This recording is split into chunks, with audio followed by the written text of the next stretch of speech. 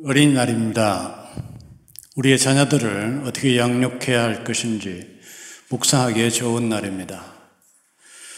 어제는 전국의 고속도로가 명절 수준으로 혼잡하다는 뉴스를 보았습니다. 이럴 때 아이들을 위하여 그 복잡한 도로에 뛰어드는 것을 나무랄 수 없지만은 더 필요한 것은 아이들을 어떻게 양육할 것인지에 대하여 깊이 묵상하는 것이 되어야 한다는 것은 확실합니다. 본문은 그 유명한 사랑장의 마무리 구간입니다. 이 특별한 말씀에서 제가 우선 주목해 보기를 원하는 부분은 9절에서부터 12절까지의 말씀입니다. 우리가 부분적으로 알고 부분적으로 예언하니 온전한 것이 올 때에는 부분적으로 하던 것이 패하리라. 내가 어렸을 때는 말하는 것이 어린아이와 같고 깨닫는 것이 어린아이와 같고 생각하는 것이 어린아이와 같다가 장성한 사람이 되어서는 어린아이의 일을 버렸노라. 우리가 이제는 거울로 보는 것 같이 희미하나 그때에는 얼굴과 얼굴을 대하여 볼 것이요 이제는 내가 부분적으로 아나 그때에는 주께서 나를 아신 것 같이 내가 온전히 알리라. 이것이 9절에서부터 12절까지의 말씀인데요. 이 부분을 빼고 8절과 13절을 바로 붙여보면 말씀은 아주 명백해집니다. 사랑은 언제까지든지 떨어지지 아니하나 예언도 피하고 방언도 그치고 지식도 피하리라. 그런즉 믿음, 소망, 사랑, 이게 13절이죠. 이 세 가지는 항상 있을 것인데 그 중에 제일은 사랑이라. 바울 사도가 장엄한 본장을 마무리하면서 사랑을 얼마나 강조하는지 금방 이해할 수 있습니다.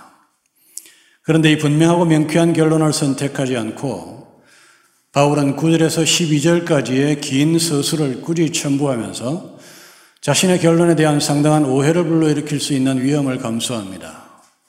그만큼 이 부분의 강조가 바울에게는 중요하다는 증거입니다. 바울은 9절에서부터 12절까지의 말씀을 도저히 빠뜨릴 수 없었던 겁니다. 제게 풍부한 시간이 주어진다면 이 부분을 좀 더 자세히 취급해보고 싶은 욕심이 있습니다만 오늘은 결론만 말씀드리겠습니다. 9절에서부터 12절까지의 말씀의 본질은 바울에게 사랑만이 온전한 것들이다 라고 하는 것을 강조하고 싶은 겁니다. 성도에게 예언이나 방언이나 지식은 어떤 산보다도 높아서 심지어 하늘에 닿아 있는 것처럼 보이는 신비한 신앙의 영적 봉우리들입니다. 그러나 바울은 이것들이 모두 9절과 10절에서 언급하는 단어, 즉 부분, 일부, 조각에 불과하다는 겁니다. 심지어 바울은 11절, 12절에서 그 신령한 단어들, 예언, 방언, 지식은 애들 장난에 불과하며 당시의 구리 거울의 정확한 반사 능력이 보여주는 형편없는 진리와 진실에 대한 왜곡된 반영과 영상에 불과한 것이라고 명백하고 준엄하게 축소 규정합니다. 결국 바울에게 영적 거장이 되며 주님이 완전한 것처럼 완전해질 수 있는 유일한 가능성에 대한 결론은 오로지 사랑에 있습니다. 위대한 바울의 관점에 동의할 수 있는 엘리트 성도의 영적 깨달음, 사랑 앞에서는 예언도 방언도 지식도 우스운 것이라고 말할 줄 아는 영적 배포와 기백의 최고 수준에 도달한 은혜가 있기를 주의 이름으로 축원합니다. 우리의 사랑하는 아이들을 양육하는 데 있어서도 이 원리를 그대로 적용할 수 있으며 또한 그대로 적용되어야 합니다. 저는 오늘 어린날을 맞아서 바울이 9절에서 12절까지의 말씀에서 보여주는 것처럼 사랑 자체를 강조하는 긍정적 진술 방식에 그치지 않고 사랑 이외의 다른 모든 것은 우리의 사랑하는 아이들을 훌륭한 사람으로 키워내는데 거의 소용이 없다는 것을 보여드리는 부정적 접근 방식을 차용하여 어떻게 본문의 진리를 아이들의 양육과 행복에 적용할 것인지 보여드리도록 노력할 것입니다. 양육의 최고 비결은 오로지 사랑입니다. 여러분의 사랑에 맞지 않는 여러분의 자녀들을 사랑으로 키우십시오. 양육의 문제에 사랑을 요구하는 것이 황당하게 느껴질 수 있을 것입니다. 여러분은 여러분의 자녀를 사랑하는 것 외에 자신 있는 것이 없다고 할 정도로 여러분의 자녀를 사랑하고 더 이상 어떻게 사랑하라는 것인지 묻고 싶을 것입니다. 그래서 오늘의 본문의 구조가 필요합니다. 바울이 일부러 오해 위험을 무릅쓰면서까지 추가적으로 강조하고 있는 본문의 구조에 따르면 여러분이 해야 할 일은 사랑하는 일 자체보다는 사랑에 미치지 못하는 것들을 무익한 것으로 인식하고 사랑 아닌 것을 더 이상 하지 않는 것이 더 중요하다는 것입니다. 어쩌면 이것이 사랑하는 것보다도 더 필요할지도 모르겠습니다. 바울은 본문에서 사랑에 의하여 만회되는 것들, 사랑에 미치지 못하는 것들, 사랑이 등장하면 빛을 잃고 무익하게 되는 것들의 대표로 예언, 방언, 지식 같은 것들을 들었습니다.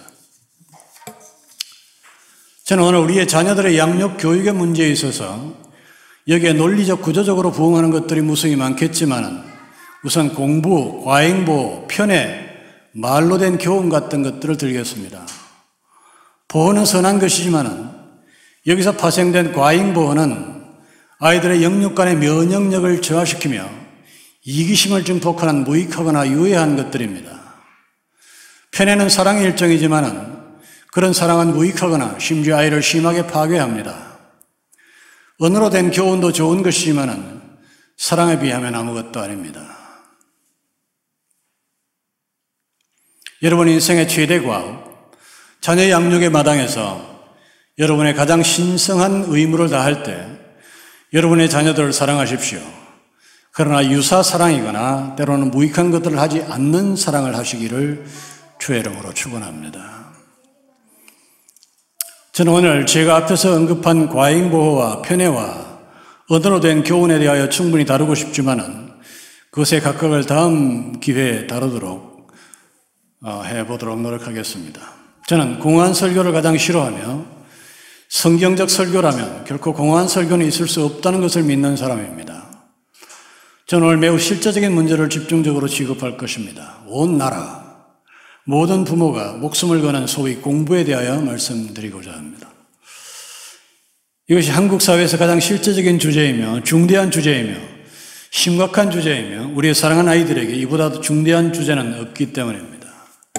그러나 무엇보다도 적어도 우리 사회에서는 공부가 오늘 본문이 강조하는 사랑 아닌 것 혹은 유사사랑의 실체이며 진정한 사랑을 가장 위협하는 교육 혹은 양육의 마당에서 우리의 주적으로 보이기 때문입니다.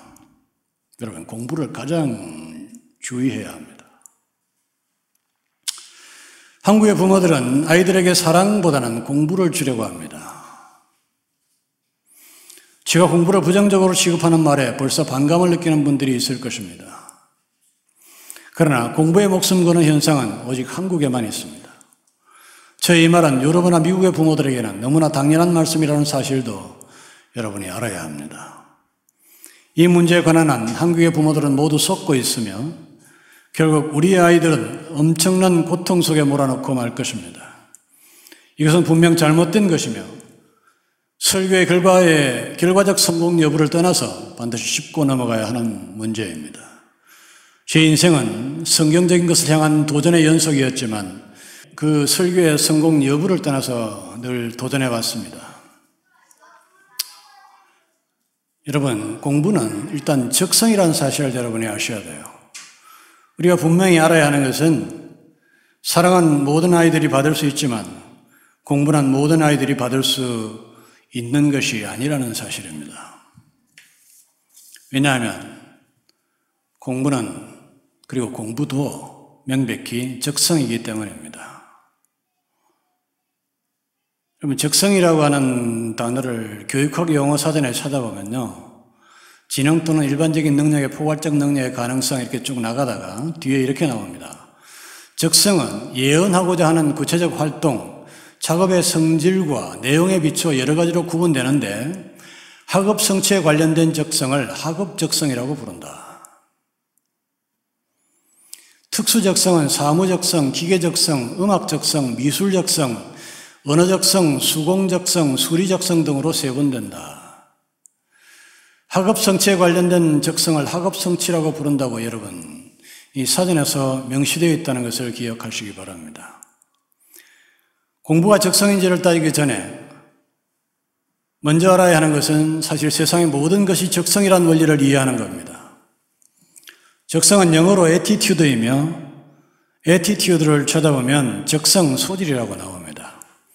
소질은 영어로 탤런트고요. 이것은 교회에서 그토록 유명한 마태복음 25장의 달란트 비유에 등장하는 겁니다.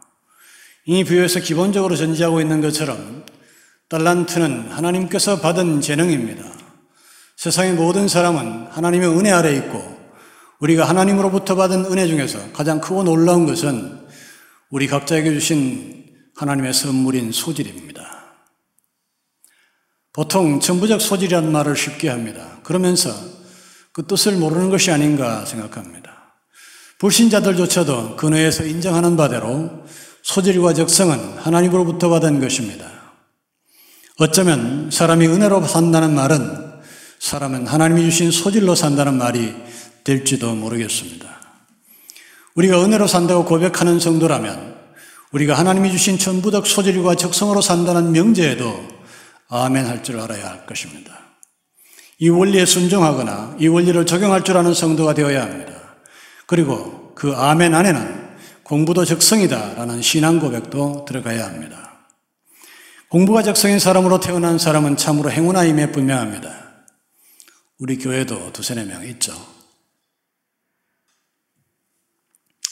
뭐니 해도 공부가 제일 활용도가 높기 때문입니다. 세상의 모든 일들 중에서 공부가 제일 쉽고 공부를 할 수 있는 일이 가장 많습니다. 판사도 공부를 하는 거고요. 의사도 공부를 하는 거고 세상에 좋다는 건 다 공부를 하는 거잖아요.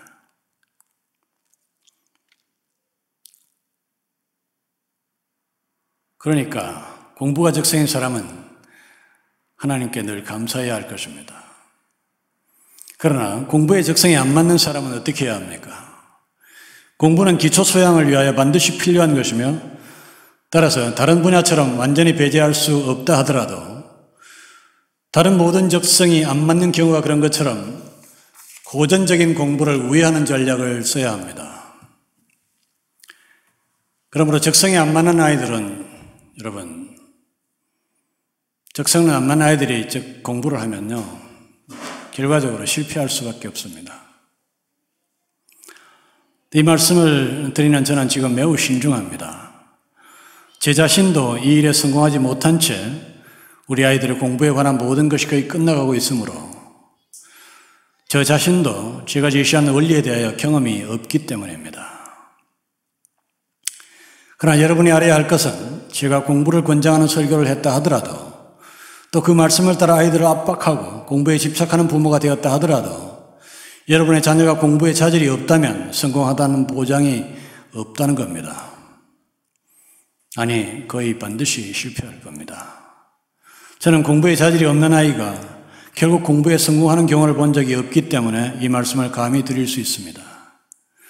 공부는 자질만큼 갑니다. 제가 알기로 공부의 적성에 가장 큰 영향을 미치는 IQ의 경우에 그 지수가 10 이내의 노력으로, 10 이내는 노력으로 극복되지만 크게 잡아서 20이라고 봅시다.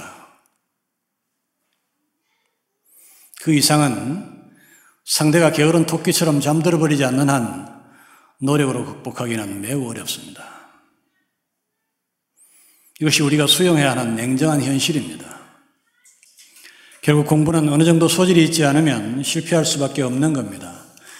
그리고 실패의 쓰라림과 열등감만 남게 됩니다. 이것이 나의 관찰이고 정당한 합리며 수많은 아이들을 보아온 경험입니다.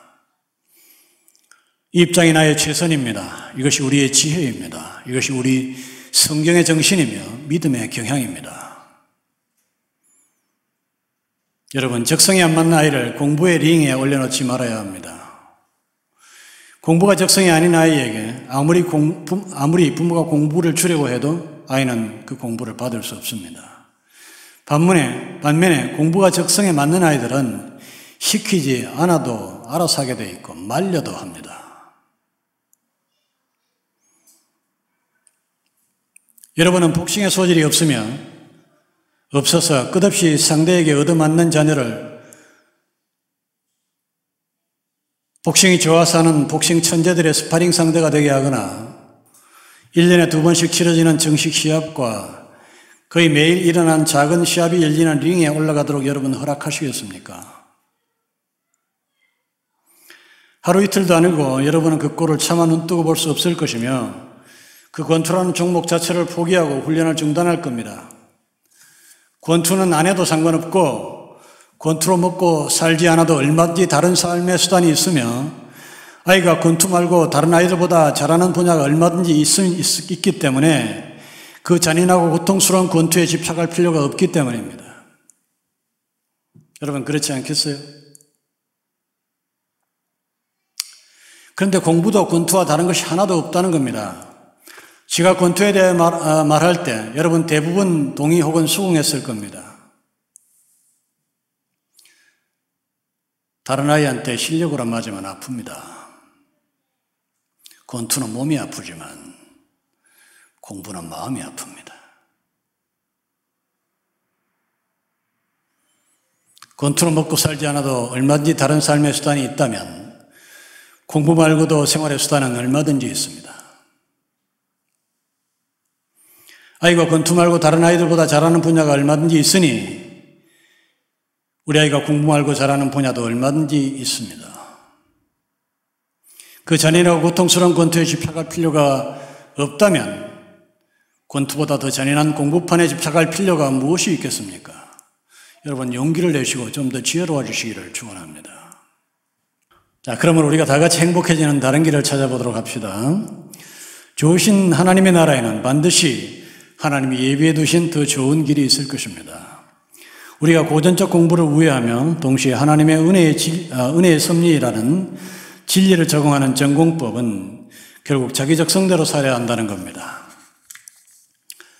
아이를 양육할 때 부모가 가져야 할 가장 중요한 자세는 하나님의 은혜를 존중하며 하나님께서 내 아이에게 주신 은혜로서의 재능과 적성과 소질을 파악하고 그것을 잘 갈고 닦을 수 있게 해주며 또한 그보다 더 그 재능을 어디에 어떻게 활용하여 세상을 섬기고 자신이 행복해질 수 있는지 끊임없이 연구하고 고민해야 한다는 겁니다.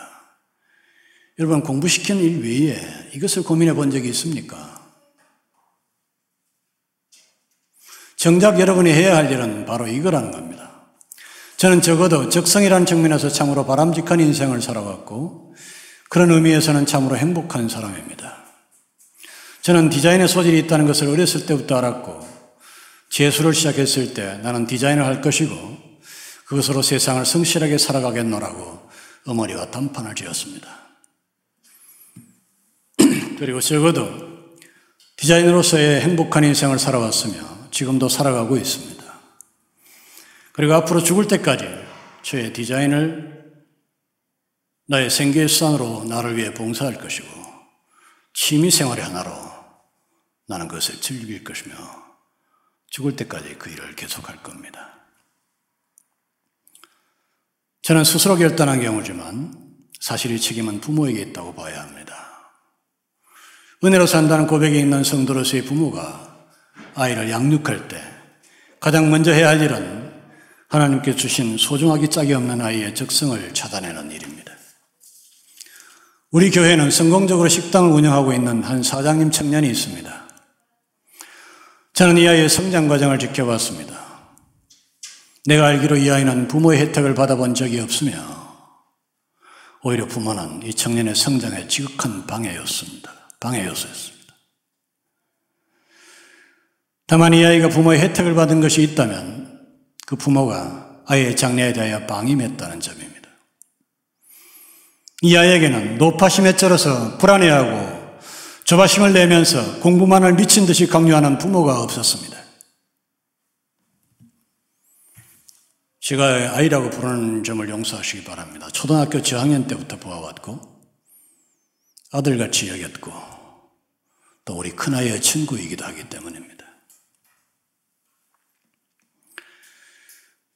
아이는 팽개쳐졌지만 덕분에 아이는 적성을 따라 어려서부터 식당 배달을 하고 요리를 배울 기회를 얻었습니다. 단 하나의 혜택, 하나님이 주신 적성을 찾는 행운이 우리의 청년을 성공시켰습니다. 이것이 적성을 따르는 것의 위대한 혜택입니다. 운동도 미술도 노래나 춤도 공부도 타고나는 겁니다. 그리고 뭐든 분명히 하나님이 주신 은혜로서의 소질은 있을 겁니다. 아이에게서 그것을 찾아내시기 바랍니다. 이도 저도 없는 아이가 있을 수 있다고 칩시다. 어떤 아이는 먹고 자는 것 외에 잘하는 것이 아무것도 없는 경우도 있을 수 있습니다. 제가 아는 유튜버 중에요, 흥삼이라는 후덕한 이름을 가진 청년이 있습니다. 최초 영상을 올린 날이 2017년 2월 7일입니다. 2년이 좀 넘었는데요, 현재 38만 구독자를 달성하고 있습니다.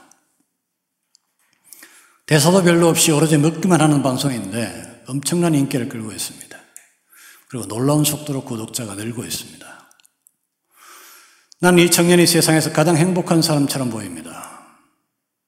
맛있는 요리를 원 없이 먹는 일이 이 청년의 일이고, 12분 동안 두세 번의 광고가 떠 있는데요, 먹방의 특성상 엄청난 양을 정말 다 먹는지 보고 싶어지기 때문에 끝까지 보게 됩니다. 결국 사람들은 주어진 광고를 다 보게 되고, 따라서 이미 경제적으로 이 청년은 풍족할 거라고 저는 생각합니다. 댓글을 보면 대부분이 영어로 되어 있고 러시아어를 포함한 기타 언어들도 많습니다. 댓글들은 엄청난 호의를 보이고 있으며 한국의 음식을 세계에 알리고 있는 문화의 천명 역할을 톡톡히 하고 있습니다. 흥삼이라는 청년이 먹는 것 외에 재주가 없는지는 알 수 없지만 이 사람은 분명 먹는 것 하나로 행복한 성공을 거두고 있습니다. 이것이 하나님의 소질이나 적성이라는 은혜 안에 행복의 길을 두었다는 하나님의 하나의 증거가 될 수 있을 것입니다.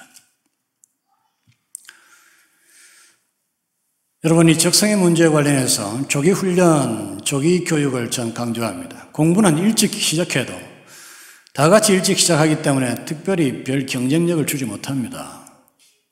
대한민국에 조기 교육 안 하는 아이가 어디 있습니까? 영어, 수학.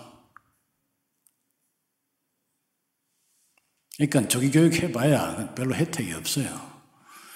그런데 소질은 조기 교육하는 게 결정적입니다.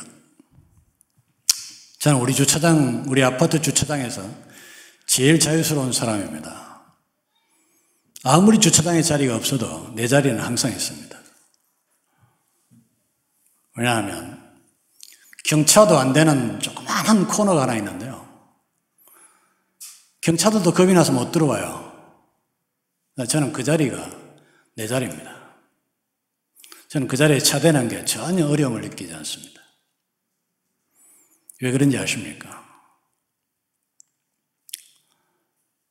내가 아주 어릴 때부터 자전거를 타고 놀았기 때문입니다. 무슨 일인지 제가 자라난 그 첩첩산중에 나의 세발 자전거가 있었습니다. 아마도 대구에 있는 누군가가 선물을 해준 것이라고 추측합니다. 그것이 어머니의 고향이고 아버지께서 군대 생활을 했던 곳이기 때문입니다. 그리고 내가 태어난 곳이 대구니까. 다른 동네 형 누나들이, 내가 동네 형 누나들 다 알거든요. 우리 동네 형 누나들. 근데 전혀 모르는 형 동네 누나들이었어요. 자전거가 어떻게 생겼는지 견학을 하기 위해서 우리 집 대문에 홀린 눈으로 서 있었던 걸 저기 기억합니다. 장난감이 지천인 요즘 아이들과는 달리 그 세발 자전거가 나의 유일한 장난감이었기 때문에 저는 거의 온종일 그 자전거를 타고 놀았습니다. 바퀴 움직임에 따라 자전거가 어느 방향의 각도와 방향으로 도는지, 그리고 자전거를 중심으로 주변의 공간이 어떤 관계를 가지는 데 대하여 완전히 몸에 익혔습니다.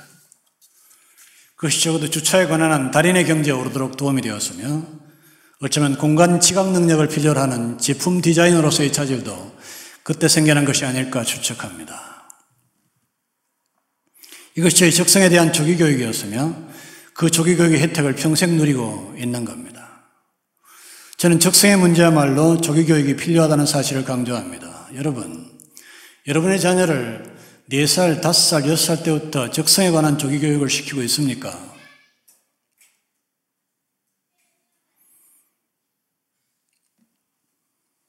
철수야, 너는 춤과 음악의 소질이 있구나. 그것은 아무나 잘할 수 있는 것이 아니란다. 하나님이 내게 이 귀한 소질을 주셨구나. 나는 내가 자랑스럽다. 넌 이것으로 얼마든지 훌륭한 사람이 될 수 있단다. 이것을 더 잘할 수 있기 위해서 무엇을 공부해야 하는지 알아보자. 여러분, 꼭 이대로 하라는 게 아니고 개념이 그렇다는 겁니다.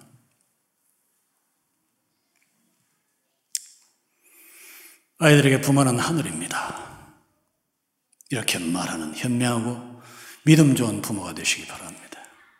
그리고 아이의 연령과 상황에 맞는 현명하고 창의적인 조기 교육을 시키십시오. 아이의 적성은 강화되고 그 소질의 날개를 달게 될 것입니다. 저는 그런 의미에서 소심했고 실패자이며 심지어 범죄자입니다. 저는 그런 의미에서 우리 두 아들에게 대단히 미안한 마음을 가지고 있습니다. 우리 두 아들은 춤과 음악에 흔히 말하는 천부적인 소질이 있습니다. 특히 춤에 그렇습니다. 작은 아이가 미국에서 미국 아이들과 경쟁하여 특별히 좋은 성적을 내고 귀국이 얼마 남지 않았습니다만은 나는 공부로 내는 결과보다 춤으로 내는 결과가 훨씬 더 현저했을 것이라고 확고하게 믿습니다. 그런데 나는 춤보다 공부를 요구했습니다. 두려움은 그 계통의 타락에 관한 소문이었습니다. 그러나 최근 여러 가지 시끄러운 일들이 있었지만 우리나라 연예인들은 비교적 건전하며 특히 소속사를 가진 아이들은 일반인보다 더 엄격한 도덕적 기준에 따라 자기 관리를 하고 있습니다. BTS 같은 아이들은 놀라울 정도로 잘 자랐습니다. 모든 것을 종합했을 때 모든 것을 우선하는 제일 소질을 일찍부터 개발해 주는 것이 부모의 기능이며 저는 그 부모의 기능을 했어야 합니다. 아이즈원의 채연이란 아이의 부모는 이 일에 관한 나의 모범이 될 수 있습니다. 그 어머니는 채연, 채령 두 자매를 어려서부터 춤의 소질을 개발해 주는 데 최선을 다했고 수많은 도전을 거쳐 채연이는 CJ 계열의 아이즈원으로 동생 채령이는 JYP 신인그룹 이츠로 최근에 데뷔했습니다. 특히 언니 채연이는 한국인 여자 아이돌로서는 유일하게 태국 출신 블랙핑크의 리사에 견주어 볼 수 있는 춤의 기량을 가진 아이로 평가받고 있습니다. 이 아이들의 성공은 이 아이들의 용기 있고 현명한 부모가 아이들과 자신들과 국가에 준 선물입니다. 여러분은 아이의 제일 소질을 제한하는 저와 같은 실수가 없기를 바랍니다. 아이의 제일 소질, 그것을 가능한 조기에 개발해 주는 것이 이미 하나님으로부터 한 아이의 적성을 극대화하는 일이며 행복의 비결이며 하나님의 은혜이며 하나님께 대한 충성의 기회입니다. 잃지 않기를 바랍니다. 그러나 저는 이제 9절에서 12절까지의 구조에 부합하는 유사사랑의 부족함을 충분히 언급했기 때문에 다시 바울의 강조를 따라 8절과 13절의 결론으로 돌아가 보겠습니다. 사랑은 언제든지 떨어지지 아니하나 예언도 패하고 방언도 그치고 지식도 패하리라.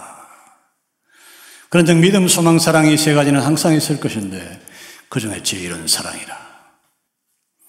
흥삼이도 우리 교회 천하의 문타로 일식시장의 젊은 사장님도 그 기반에 깔려있는 것은 푸근하고 따뜻한 인간성이었습니다.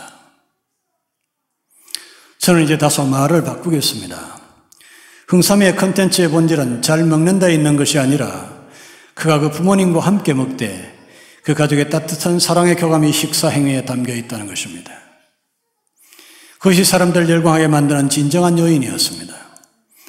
우리 사랑스러운 청년의 요리도 좋지만은 우리가 아는 바와 같이 이 아이의 최대 강점은 착하고 선하며 성실하다는 측면에서 매력이 있다는 것입니다. 그 청년은 자신의 내부에서 나오는 사랑에 의하여 강화된 청년입니다. 진정한 성공과 행복의 조건은 사랑입니다. 사랑에 풍족한 사람이 성공합니다. 다시 읽어드립니다. 사랑은 언제까지인지 떨어지지 아니하나 예언도 패하고 방언도 그치고 지식도 패하리라. 그런즉 믿음, 소망, 사랑 이 세 가지는 항상 있을 것인데 그 중에 제일은 사랑이라. 사랑하는 사람은 항상 사랑을 받는 사람이 아닐 수 있어도 그리고 사랑하는 사람은 항상 사랑을 받은 사람은 아닐 수 있어도 사랑을 충분히 받은 사람은 언제나 사랑하는 사람이 됩니다. 사랑하는 사람보다 강력한 지배력을 가진 사람은 없으며 사랑해주는 사람보다 세상에 그리워하는 사람은 없습니다. 사랑하는 사람이야말로 세상의 지배자며 사랑하는 사람이야말로 세상의 주인이고 사랑이란 사랑하는 사람이야말로 세상의 가장 높은 곳에 위치하는 가장 큰 지배력을 가진 사람입니다. 여러분의 자녀에게 넘치는 사랑, 순수한 사랑으로 키워야 하는 이유가 여기에 있습니다. 특별히 어린이에게 그렇게 해야 할 이유가 있습니다. 어린이라고 불리는 시간 동안에 일어난 일들을 사람은 가장 많이 그리고 가장 오래 기억하기 때문입니다. 여러분의 자녀가 거의 전적으로 부모된 여러분에 의해 구성되는 5, 6, 7세 유아기 동안의 일들을 얼마나 기억하게 될까요? 저는 이 문제를 본격적으로 생각해 본 적이 있습니다. 그리고 그 전까지 내가 막연히 생각하고 있었던 것과 완전히 다른 생각을 하게 되었습니다. 저는 유아기 때의 기억은 단편들만 극히 일부만 남아있을 것이라는 막연한 생각을 갖고 있었습니다. 그런데 생각보다 많이 기억하고 있다는 사실을 알고는 제대로 자리를 펼치고 본격적으로 생각해 봐야 되겠다고 하는 생각을 가졌습니다. 다른 방식으로 제가 유아 때의 기억을 얼마나 기억하고 있는지 따져보았는데요. 제가 어릴 때 자라던 고향집과 이게 제가 그때 생각해낸 노하우입니다. 제가 어릴 때 자라던 고향집과 그 주변의 반경 1km 정도, 제가 5살, 6살, 7살짜리가 실제로 돌아다닐 수 있는 거리가 그런 정도 되거든요. 그 1km 정도의 지역에서 100군데 정도의 장소를 지정하는 겁니다. 충분히 가능하죠? 그리고 각각 장소에 대한 기억이 몇 개나 남아있는지 계산해 보는 겁니다. 이봉택 집사님 가능하십니까? 하겠죠? 이상하게 초등학교, 중학교 때 기억은 이 유아기 때 기억하는 비교할 수 없을 만큼으로 미미하게 생각이 안 나는데요. 놀랍게도 각각의 장소에서 10개 이상의 기억들이 있다는 것을 제가 알았어요. 100개의 장소에서 각각의 10개 이상의 기억이 있어요. 좀 더 세밀하게 분석한다면 그보다 훨씬 더 많은 것이 있다는 느낌도 제가 받았습니다. 결국 3년 동안 5세, 6세, 7세 혹은 4세, 5세, 6세 이 3년 동안 1000일 동안에 1000개 이상의 사건을 기억한다는 것이고, 이것은 여러분의 자녀가 지금 5세, 6세, 7세 동안에 매일 일어난 일들 중에서 적어도 하루에 하나의 기억을 기억하게 된다는 사실입니다.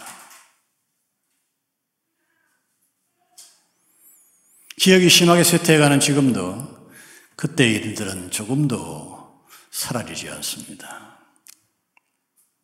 살아있는 동안 늘 같을 것 같습니다.